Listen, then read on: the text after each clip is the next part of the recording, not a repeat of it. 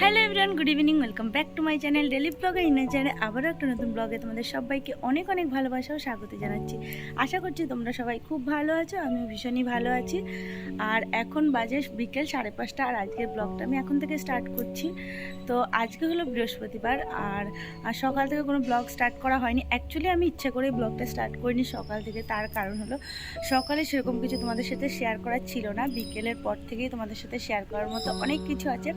সেই কারণে ভাবলাম যে সকাল থেকে ব্লগটা স্টার্ট করে মানে ব্লগটা বড় না করে সন্ধ্যার পর থেকে তোমাদের সাথে ব্লগটা স্টার্ট করে সমস্ত কিছু তোমাদের সাথে শেয়ার করব। সেই কারণেই অ্যাকচুয়ালি তো অনেক দিন পরে একটা নিমন্ত্রণ পেয়েছি, তো সেখানে যাব, সেগুলো তোমাদের সাথে শেয়ার করব।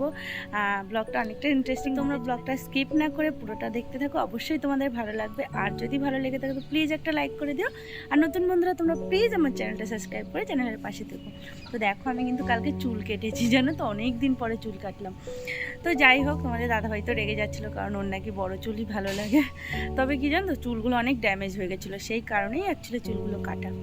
তো যাই হোক, ছাদে এসেছিলাম একটু দরকারে, তো ভাবলাম যে ব্লগটা তাহলে এখন থেকে স্টার্ট করি। অ্যাকচুয়ালি ভেবেছিলাম যখন রেডি হয়ে বেরোবো তখনই তোমাদের সাথে একবারে সমস্তটা শেয়ার করবো, মানে তখন থেকেই ব্লগটা স্টার্ট করব। তো ভাবলাম ঠিক আছে, এখন থেকেই তোমাদের কিছুটা একটু বলে রাখি, আর যখন বেরোবো তখন তো অবশ্যই তোমাদের সাথে কথা হবে, তোমাদেরকে সমস্ত কিছু দেখাবো, কীভাবে মানে কীরকম সাজলাম, কি সমস্তটাই তোমাদের সাথে শেয়ার করব। বেরোবো, যাব, গিফট কিনবো। অ্যাকচুয়ালি গিফটও কেনা হয়নি, বেরিয়েই গিফট কিনতে হবে। তো অনেক কিছুই তোমাদের জানিয়ে দিলাম, তবে দেখতে থাকো, অবশ্যই তোমাদের ভালো লাগবে। তো মাম্মা নিচে আবার কান্না করছে, তো আমি যাই, তোমাদের সাথে আবার মানে একবার যখন রেডি হয়ে বেরোবো তখন কথা হবে, কারণ এখন অনেকগুলো আমার কাজ বাকি আছে, সেগুলো কমপ্লিট করব, তারপরে রেডি হতে হবে। তো চলো তোমরা ব্লগটা দেখতে থাকো, আশা করছি যে ব্লগটা ভালো লাগবে। তো এই দেখো আমরা রেডি হয়ে গেছি, আর এখন আমরা বেরিয়ে পড়বো। আর মাম্মাকেও রেডি করে দিয়েছি, তোমাদের দাদাভাইও রেডি হয়ে গেছে। তো এখন জাস্ট বেরোলেই হয়।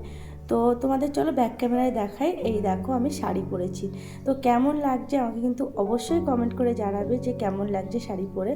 বেসিক্যালি আমি শাড়ি পরি না, অ্যাকচুয়ালি শাড়ি পরি না, তার কারণ হলো আমি শাড়ি পরে সামলাতে পারি না, যেই কারণেই শাড়িটা পরি না। তবে আজকে যেহেতু একটা বিয়ে বাড়িতে যাচ্ছি, বিয়ে বাড়ি অ্যাকচুয়ালি না, একটা অ্যানিভার্সারিতে যাচ্ছি, ম্যারেজ অ্যানিভার্সারি। তো বিয়ে বাড়িই বলা যায় এটাকে। তাদের 10 ইয়ার কমপ্লিট হয়েছে, তো সেই উপলক্ষে মানে পার্টিটা রেখেছে, তো সেখানেই যাচ্ছি। তো যেটা বলছিলাম যে যেহেতু বিয়ে বাড়ি যাচ্ছি, তো ভাবলাম যে আজকে শাড়িটা পরাই যাক। তো সেই কারণেই পরেছি। তবে পরতে গিয়ে যে কতটা সময় আমার মানে লেগেছে তোমাদের কি বলবো। তোমাদের দাদাভাই তো বলছে তোমার আর শাড়ি পরতে হবে না, তুমি চুড়িদারই পরে চলো। তো যাই হোক, অনেক যুদ্ধ করার পরে লাস্ট পর্যন্ত মানে পরতে পারলাম। যাই হোক, এখানে দেখো আমরা এই রিক্সায় উঠে পড়েছি। যেহেতু আমাদের এই মানে বাড়ির কাছে খুব একটা দূরে না, তবে যেহেতু তোমাদের দাদাভাইয়ের পাটা একটু ব্যথা, সেই কারণে ও বলছে মাম্মাকে নিয়ে কোলে করে আমি যেতে পারবো না, চলো রিক্সা করেই একবারে যাই। তো সেই কারণেই রিক্সাতে ওঠা। আর তাছাড়াও গিফট কিনতে হবে, তো হেঁটে হেঁটে যেতে গেলে অনেকটা দেরি হয়ে যাবে। তো একবারে গিফটের দোকানে গিয়ে নামবো, তারপরে ওখান থেকে গিফট নিয়ে ব্যাস চলে যাবো। যেহেতু বাজারের মধ্যেই মানে যেই বিয়েবাড়িটা ভাড়া করেছে সেটা বাজারের একদম মানে ভিতরেই, একদম মানে গিফটটা কিনেই একটুখানি 2 মিনিট হাঁটা পথ। তো যাই হোক, দেখো আমরা রিক্সা থেকে নেমে পড়েছি, আর এখন যাচ্ছি গিফটের দোকানে। তো এখান থেকে গিফট কিনবো, অনেকগুলো গিফট দেখছিলাম। আর যেহেতু মানে আমাদের এখানে এই গিফটের দোকানটা খুব পপুলার আর অনেক পুরনো, মানে ম্যাক্সিমাম মানুষ এখান থেকেই গিফট কেনে। তো যেই জিনিসগুলো আমি প্রথমের থেকে তো ওই যে একটা তোমাদের দেখাবো, ওয়াল হ্যাঙ্গিংয়ের কিছু ফটো ছিল, বেশ ভালো লাগছিলো দেখতে। ওগুলো ভেবেছিলাম একটা নেব, তারপরে দেখলাম যে অনেকেই ওগুলো নিচ্ছে। তবে যে একই জিনিস বারবার মানে একই জিনিস দেওয়াটা ঠিক না, অন্য কিছু তাহলে দেওয়া যাক। এই দেখো, এই যে ওয়াল হ্যাঙ্গিংগুলো ভীষণ সুন্দর, কিন্তু মানে খুবই সুন্দর লাগছিলো। তারপরে ভাবলাম যে থাক, তাহলে সবাই যখন এগুলোই নিচ্ছে, মানে কয়েকজনকেই দেখলাম নিয়েছে, তারপরে আর আমরা নিলাম না এগুলো। আমরা নিয়েছি একটা স্যুপ বোল সেট, মানে তার সাথে অনেকগুলোই মানে বাটি, স্পুনস, এগুলো সবই ছিল। তো সেরকম একটা আমরা স্যুপ বোলের সেট নিয়ে নিয়েছি। তারপরে আমরা এখান থেকে বেরিয়ে পড়লাম। তো তোমার দাদাভাই যে এখানে বিলিং করছে, তো তারপরে আমরা এই জায়গায় গিফট নিয়ে নিয়েছি, আর এখন যাচ্ছি আমরা মানে এটা হলো দোতলাতে অনুষ্ঠানটা, আর নিচের তলাতে হলো দোকান রয়েছে, আর উপরতলাতে মানে অনুষ্ঠানটা। তো চলো উপরে যাই, মানে তোমাদের সাথে তারপরে কথা হচ্ছে। তো দেখো এখানে চলেও এসেছি, আর গেটটা দেখো কি সুন্দর সাজিয়েছে। তো চলো তোমাদের দেখিয়ে নিই যে কাদের অ্যানিভার্সারি। এই যে এই দাদাটার বৌদিটার আজকে অ্যানিভার্সারি। তো আমরা এখন ভিতর দিকে যাব, আর ভিতরে ঢুকতেই না সামনে কি সুন্দর একটা জানো গণেশের মূর্তি রেখেছিল, কি ভালো লাগছিল দেখতে। তারপরে সেইখানে দাঁড় করিয়ে মাম্মাকে আর মাম্মার পাপ্পাকে একটু ফটো তুলে দিলাম।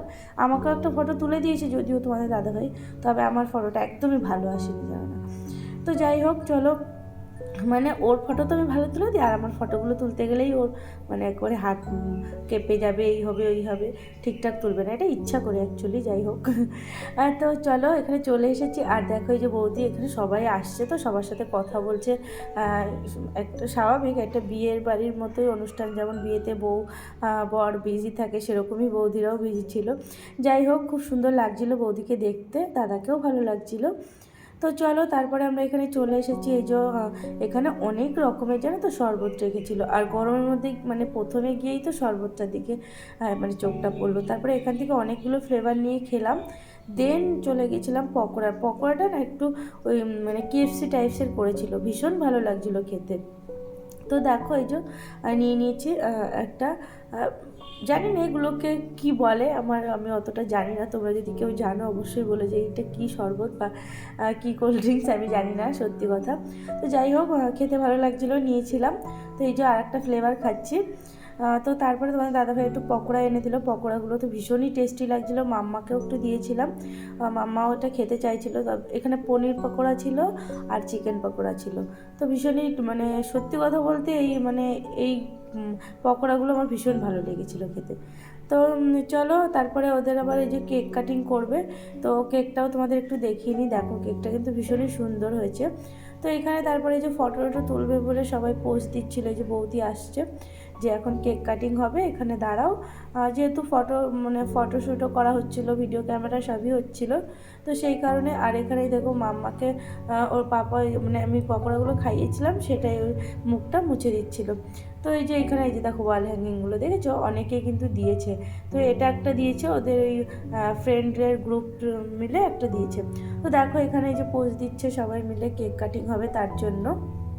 তো আমিও একটু ফটো তুলে নিলাম, একটু ভিডিও করে নিলাম, তোমাদের দেখাচ্ছি দেখো। আর এখানে এই যে মাম্মার না একটা ফ্রেন্ড হয়ে গেছে জানো, এই বাচ্চাটার সাথে ভীষণই মাম্মা মানে আনন্দ করছিল, খেলা করছিল। অ্যাকচুয়ালি ছোটো মানুষ তো ছোটো মানুষদেরই চেনে, মানে তাদের কাছেই তারা আনন্দ বেশি পায়। আমরা যেমন বড়রা বড়দের দেখলে আনন্দ পাই, ওরা ছোটরা ছোটদের দেখলেই আনন্দ পায়। তো এখানে মাম্মা খুব খেলা করছিল ওই বাচ্চাটার সাথে।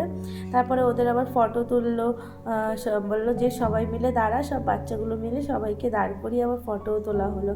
তো এই যে এখানে কেক কাটিং করা হচ্ছে, ভীষণই হ্যাপি দুজনে, ভালোই লাগছে, 10 বছর মানে পূর্ণ করে ফেলেছে। তো দেখো এখানে এই যে সবাইকে এই যে বাচ্চাগুলোকে দাঁড় করিয়ে ফটো তোলা হচ্ছে, মাম্মাও কি সুন্দর দাঁড়িয়ে রয়েছে। তো এই যে মাম্মাকে একটু আদর করলো এই দিদিভাইটা। তো তারপরে এই দেখো এরা দুজনে মিলে খেলা করছে। তারপরে আমরা চলে গেছিলাম খাওয়া দাওয়ার ওখানে, যেহেতু অনেকটাই রাত হয়ে গেছিলো। তো সেই কারণেই তোমার দাদাভাই বললো যে চলো তাহলে খাওয়া দাওয়াটা করে নিই। তো মাম্মা না খুব দুষ্টুমি করছিলো, জানো না, একদম কোলেও উঠতে চাইছিলো না, কোথাও বসছিল না। অন্য সময় কী হয় ফোন দিলে থাকে, আর কালকে না কী করছিলো জানো, ফোন দিলেও থাকছিল না।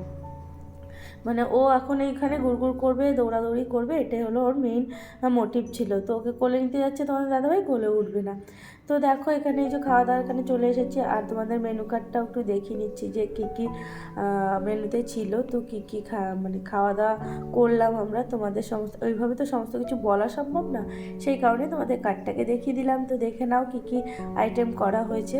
তো তারপরে খাওয়া দাওয়া করে আমরা বেরিয়ে পড়লাম। এখানে সমস্ত খাওয়া দাওয়ার তো ভিডিও ক্লিপ নেওয়া সম্ভব না, তাহলে কী হবে, আর খেতেই পারবো না, ভিডিওই করে যেতে হবে।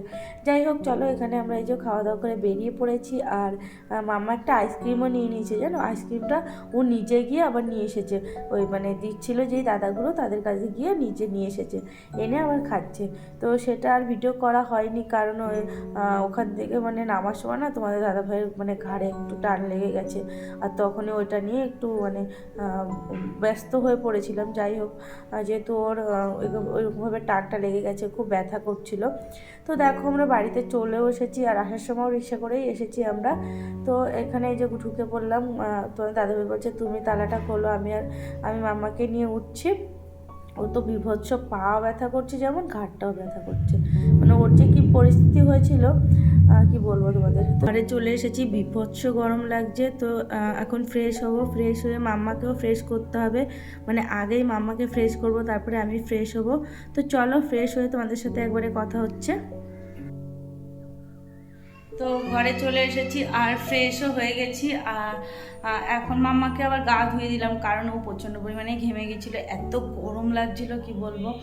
তো ওকে গা ধুয়ে তো মাম্মাকে একটু খাওয়াতে হবে, যেহেতু ওই মানে অনুষ্ঠান বাড়িতে সমস্ত খাবার তো মাম্মা খেতে পারে না, মানে ঝাল থাকে, তারপরে সমস্ত খাবার তো মানে ওর জন্য ঠিক না। তো সেই কারণে কিছু ওকে খাওয়াইনি সেরকম, ওই টুকিটাকি একটু মুখে দিয়েছিলাম, মানে খাওয়ানোর মানে আমরা যখন খাচ্ছিলাম তখন ওকে একটু ওই যে মিষ্টি ভাতটা মানে পোলাও করেছিল সেটা একটুখানি দিয়েছিলাম, তবে বেশি কিছু ওকে খাওয়াইনি। এখন বাড়িতে চলে এসেছি, আর দুপুরে মাছের ঝোল করেছিলাম সেটা দিয়ে ওকে এখন ভাত খাইয়ে দেবো। তারপরে আমি এই রান্নাঘরের সমস্ত কাজকর্ম গুছিয়ে তোমাদের দাদাভাইয়ের জন্য দোকানের জলের বোতলে জল ভরবো। তারপরে আমি গা হাত পা ধুয়ে একবারে ফ্রেশ হয়ে দেন ঘুমাবো। আর তোমার দাদাভাই তো এসি চালিয়ে মাম্মাকে নিয়ে বসে পড়েছে, মানে এত গরম লাগছে, আর ওর না ঘাড়ে একটু টান লেগে গেছে এই পোর্শনটায়, তো ও এদিক ওদিক ঘাটটাও ঘোরাতে পারছে না, আর তার মধ্যে পায়েও ব্যথা, মানে ওর যে কী পরিস্থিতি কি বলবো। তো হ্যাঁ, চলো ভিডিওটা আজকের মতো এখানেই শেষ করলাম। ভিডিওটা তোমাদের কেমন লাগলো অবশ্যই কিন্তু কমেন্ট করে জানিও। ভিডিওটা ভালো লাগলো অবশ্যই একটা লাইক করে দিও, আর নতুন বন্ধু তোমরা প্লিজ আমার চ্যানেলটা সাবস্ক্রাইব করে দিও। তো চলো আজকের মতো গুড নাইট, সবাই সুস্থ থেকো, ভালো থেকো, আবারও চলে আসবো নতুন একটা ব্লগ নিয়ে। তো টাটা।